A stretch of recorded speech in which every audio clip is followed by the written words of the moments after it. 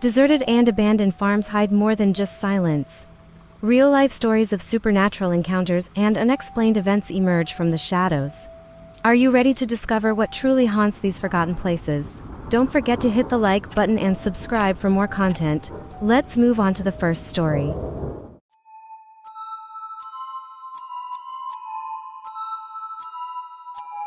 This story took place at my grandparents' farm in the summer of 2020. I was alone one night since my grandparents were away. They had given me money to take care of the property for a few nights. On the last night, I was watching TV in the living room when I started hearing a strange noise coming from outside, out by the cornfield. At first, I didn't think much of it and figured it was probably just some animal. But then, I heard all the cows start mooing at the same time. Usually, I'd hear one cow moo at a time, but when they all start mooing, it's generally because something is wrong. Something or someone had to have scared the cows for them all to get agitated at the same time.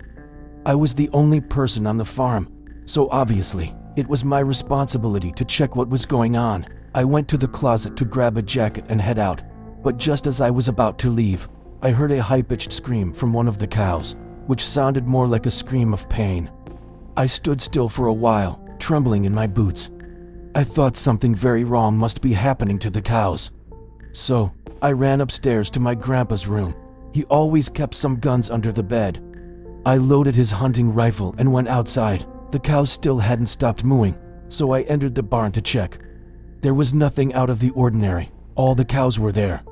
Until I went further and noticed that one cow was missing from its pen. That didn't make any sense. I was sure that cow had been tied to the fence the last time I saw it. Then, suddenly, I heard another high-pitched cow scream coming from the cornfield.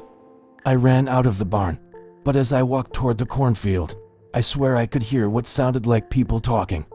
That sound of people talking was my breaking point. I'd had enough of it.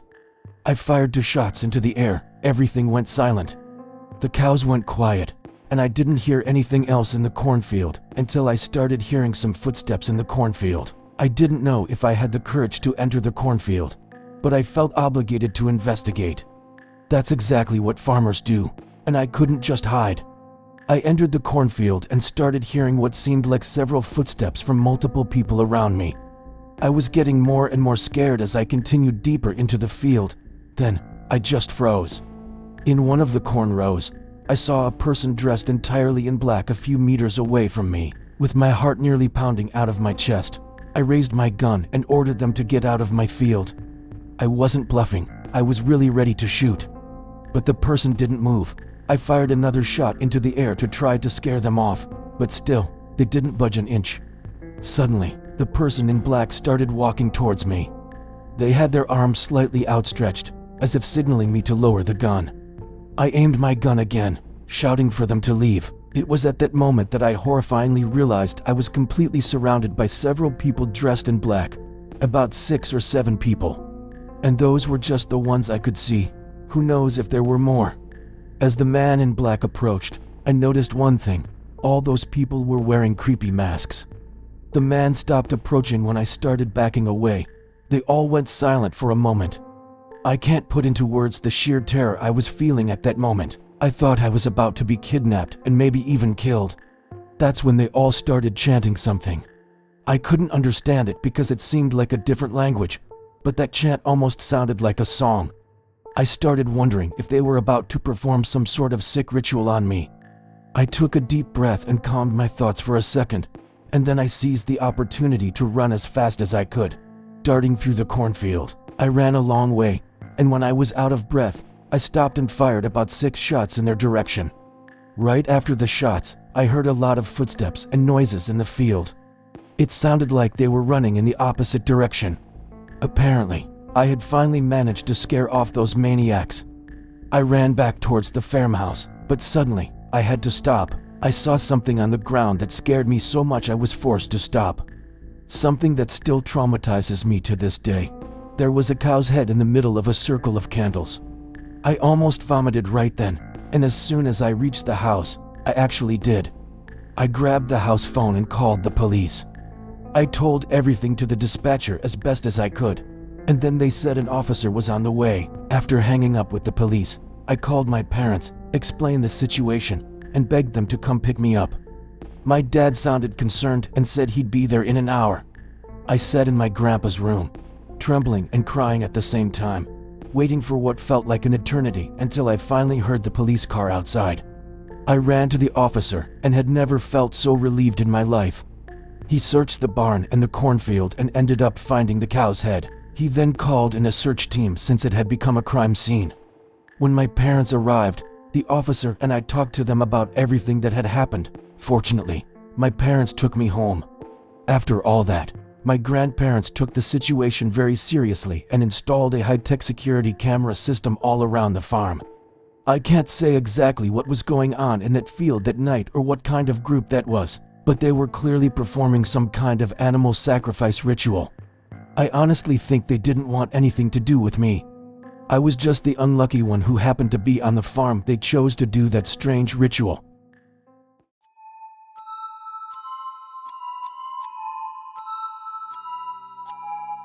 My childhood friend John moved with his family to a rural area, but we always stayed in touch. His family is very country, kind of rustic, so the move wasn't a surprise. His family always liked me a lot, and I was always welcome to visit.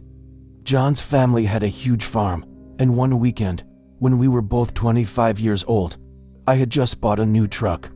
So, I was planning to visit John, who was now working for his dad. His mom and sister wouldn't be there, so it would just be him and his dad. The drive to his town takes about 4 hours, and then you have to take a gravel road about 500 meters to get to his family's farm. I got there with my truck and was warmly greeted by John and his dad. They were sitting in the yard drinking beer, so after grabbing my bag from the truck, I joined them. John was telling me about all the trails in the area that we could explore, and I was excited to test out my new truck on those trails. John's dad made us some burgers and then went to a friend's house. After we ate, John and I got into my truck, and he guided me to a nearby trail that he described as perfect for off-roading. It was around 6 p.m., so we only had a few hours of daylight left. We drove on various trails for about an hour. As it started to get dark, we decided to quickly leave the trails and head back to the road because it gets even darker in the forest. As we were driving through the area, passing by some farmland, we drove past an abandoned building that looked like a church with a huge field next to it. John said he passed by that place all the time, but had never explored it. So, of course, we both smiled and agreed to come back later to check it out. John said we could take two bikes on the back of the truck because his family had a bunch of bikes, fully equipped with lights and everything. We went back to his house. He grabbed a backpack, put some tequila, a bottle of water, and a couple of flashlights inside it. We took the two best bikes they had, each with night lights on the handlebars.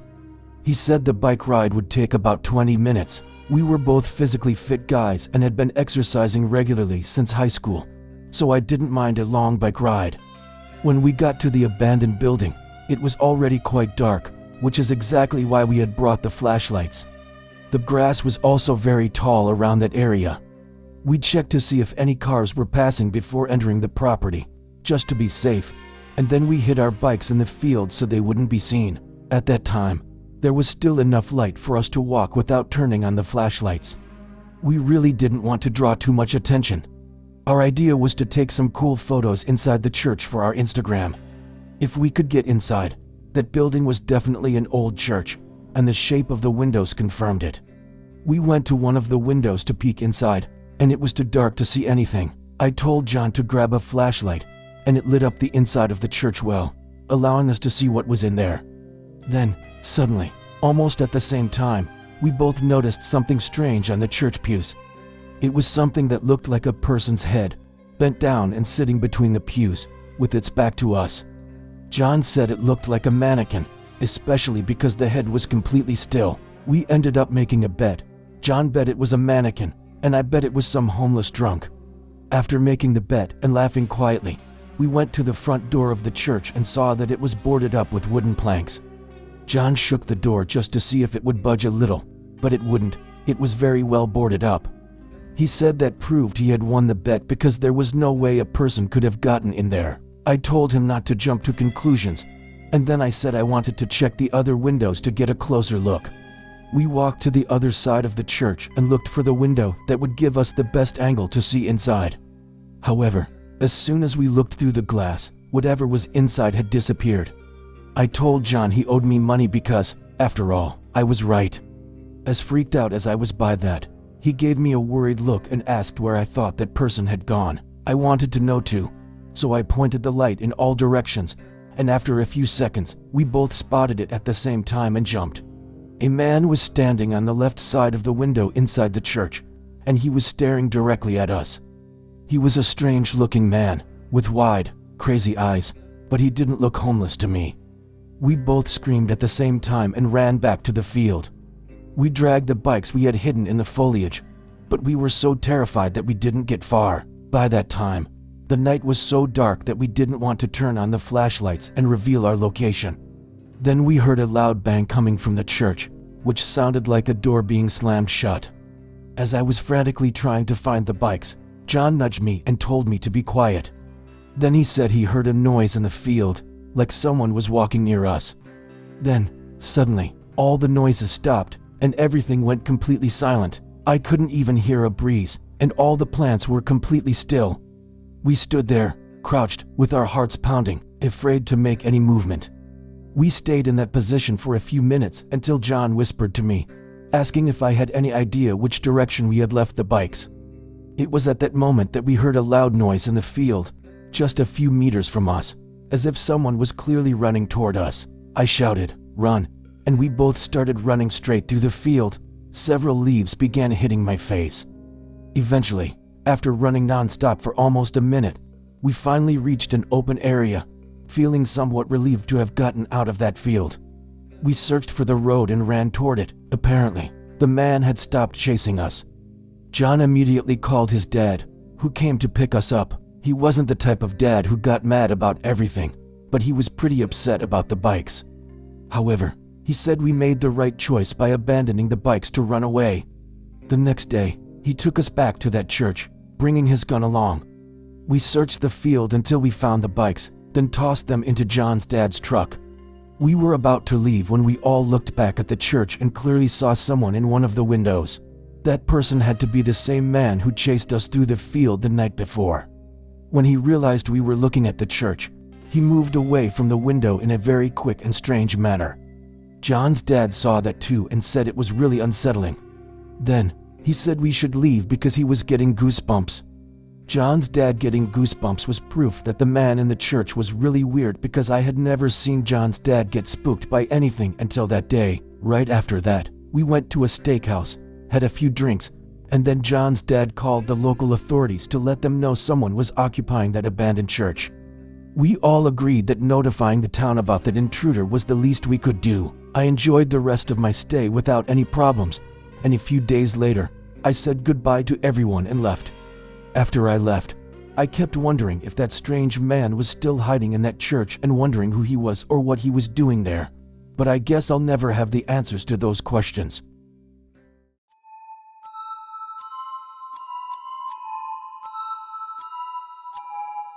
My wife, Laura, and I own a farm where we grow corn, and the rural environment is basically all we know. When you spend your entire life on a farm, you get used to wide open spaces and very few people around you. This story took place in September 2015, on a slightly rainy night. Our closest neighbors, Jack and Paul, lived about half a kilometer away from our farm, on opposite sides, and they were also farmers. In a rural environment, becoming friends with your neighbors is common, and we often had Jack, Paul, and their wives over at our house, and they hosted us as well. One weekend night, which seemed to be normal, we had Jack and his wife over for drinks. We all got drunk and played some board games. They left around 11 p.m., still a bit tipsy, but fortunately, the drive to their house was a straight, 1-minute trip by car. Laura and I continued drinking wine while watching one of our favorite movies in the living room. In the middle of the movie, we started feeling very tired and were definitely feeling the effects of the wine. We were about to fall asleep on the couch, cuddled up, when we heard a knock on the front door. A knock on the door at 11 p.m. was very unusual, and to be honest, it had never happened before. Along with the knocks, we could hear a voice behind the door. So, I turned down the volume on the TV, As soon as I did that, the noise simply stopped, and we just sat there, alert, waiting to see what would happen. About 20 seconds later, another series of knocks came at the door, followed by a muffled voice saying, "We need help." I was about to get up to open the door when Laura grabbed my arm. I looked at her, and she shook her head no. I whispered that I was just going to ask who it was, and she responded, saying it would be better if the person at the door didn't know we were home. But we both agreed that the person probably already knew. I gently removed Laura's hand and went to the door. Then, I asked, "Who's there, outside?" The voice responded, "Thank God, can you open up, we're lost," I asked. "Who are you?" the voice answered. "My wife and I." I then asked, "Can your wife say something?" There was complete silence for a few seconds. I said, "Did you hear me?" That same voice replied, "Yes, but my wife isn't next to me right now." That's when alarm bells started ringing in my head. I began to realize that the voice sounded a bit strange, like it was a man trying to make his voice higher pitched. I laughed and said, "Jack, is that you?" Jack used to be a big prankster, and being drunk, it wouldn't be unusual for him to be outside playing a joke like that. The voice replied, "Yes, it's me." The tone was slightly deeper now. I almost felt relieved, thinking it really was Jack, but I still didn't want to open the door before being sure. In the area where I live, having someone knocking on your door at that hour, claiming to be lost, isn't something that normally happens, so I was still a bit nervous. I said, "What's your wife's name?" A voice that now sounded completely unfamiliar replied, "That's a very complicated question." My smile immediately disappeared. I ran to grab my phone to call Jack, and Laura was watching everything, saying we should call the police. I told her to wait a moment. The phone rang for a few seconds before Jack answered. I immediately asked, "Are you the one at my front door?" He said no and asked what was going on. That's when I told him that someone was at my front door trying to trick me into opening it. He said he would come running over, and then we hung up. It's important to remember that we were all still drunk during this whole story. Suddenly, I heard new knocks at the door. I shouted, saying I had a gun and they should leave immediately. The voice responded, "We just want to use the phone." Laura called the police, who, in my area, usually take a while to arrive. Then, we started hearing footsteps outside, circling the house. Actually, it sounded like the footsteps of two people. The noise of the footsteps stopped right at one of our windows, which had the blinds closed.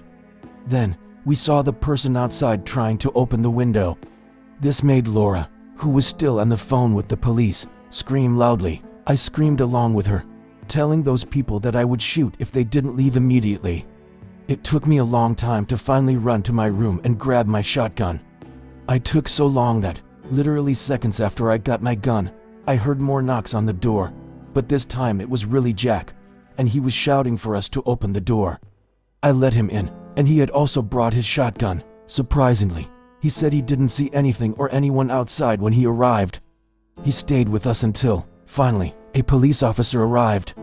The officer did a quick sweep of the property and then left. We followed the advice the officer gave us and put security in front and behind the house, something that, surprisingly, we had never thought of doing until that night. I still get chills when I think about that night and keep wondering what those strange people's real intentions were.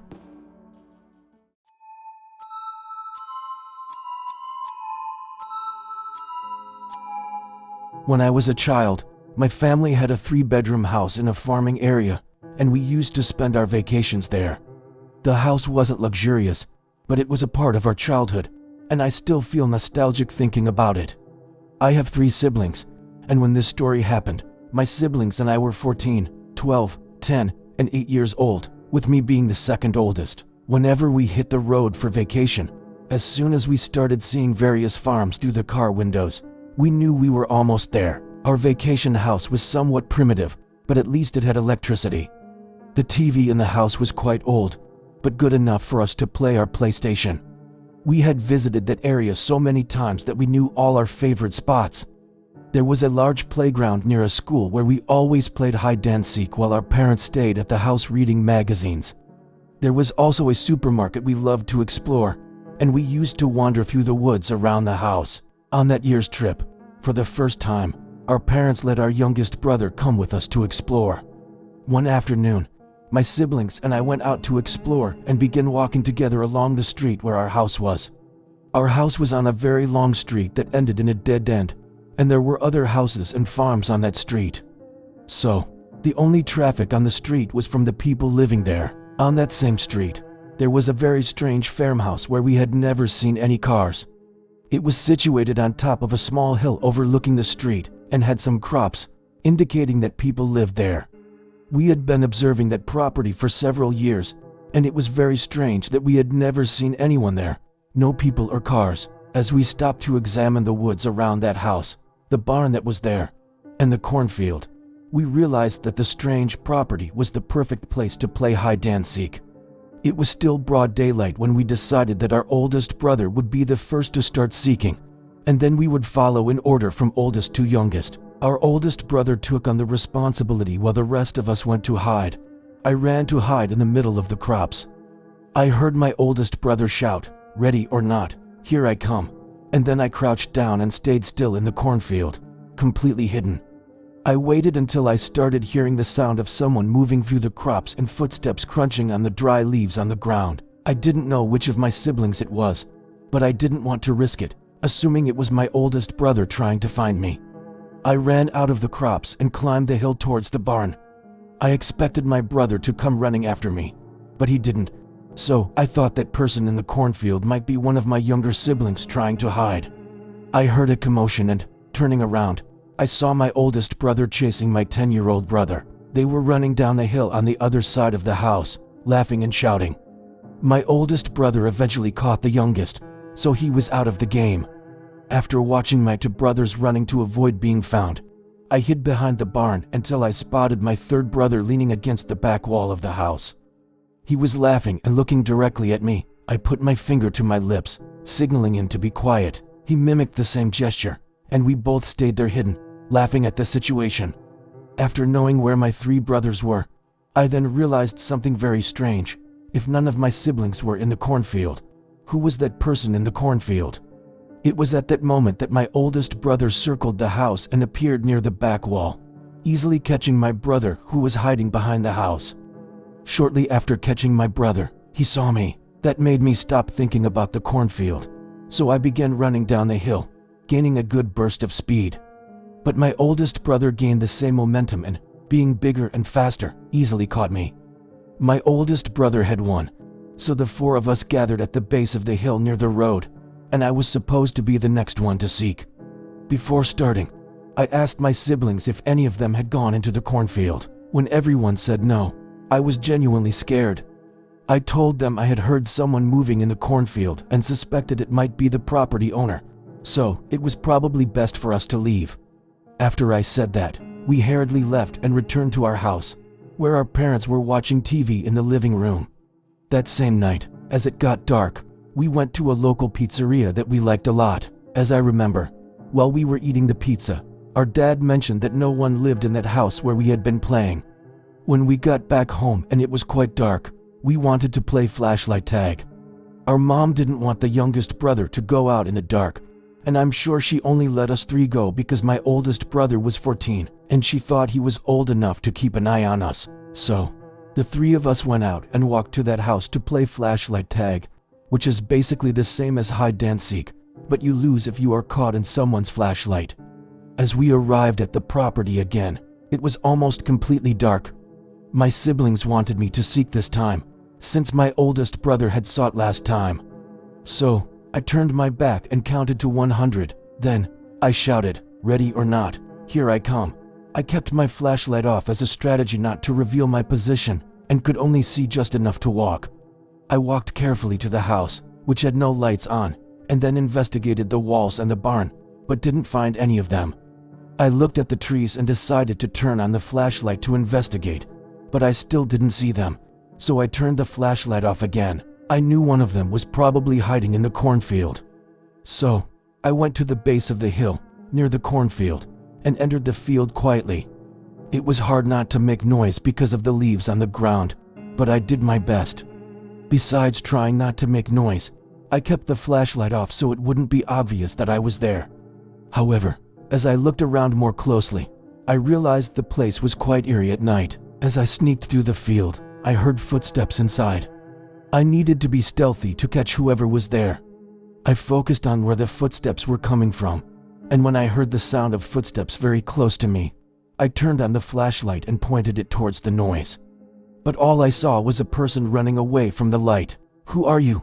Get out," I said, and then I heard a sinister laugh. It definitely wasn't the laugh of my siblings or any other child. It sounded like the laugh of a disturbed adult. The person stopped running, and I was completely frozen.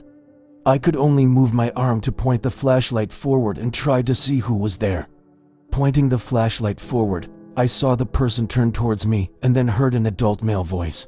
He spoke very softly. "Can I play with you?" And then I saw his face. Half of it was covered by foliage. From what I could see, he had a somewhat deformed face.